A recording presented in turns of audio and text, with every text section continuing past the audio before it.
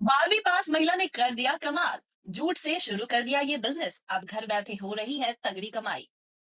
Kurwar block के गांव हरकपुर की रहने वाली रजनी बाला ने लोकल 18 को बताया कि मंजू के प्रोडक्ट्स में वे सिकोला, भाउका, दौरी, डोलची और कप जैसी कलाकृति बनाती है, जिसमें सिकोला और भाउका का प्रयोग अनाज को नापने के लिए किया जाता है। डोलची का प्रयोग पुष्प आदि के रखने में काम आता है।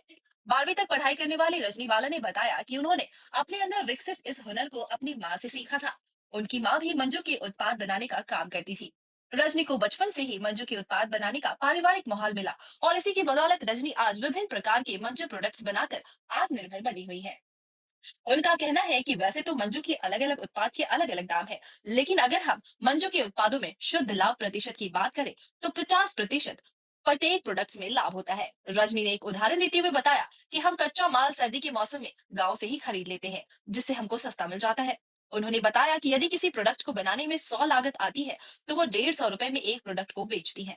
रजनी बाला ने बताया कि उनसे इस मंजू के प्रोडक्ट को बनाने और बिक्री करने में जिला उद्योग कार्यालय में कार्यरत जिला उपायुक्त नेहा सिंह द्वारा काफी सपोर्ट मिलता है, जिसके चलते वे सुल्तानपुर समेत आसपास के जिलों जैसे अमेठी, रायबरेली, जौनपुर, अयोध्या आदि में भी स्टॉल लगाकर सप्लाई करती हैं।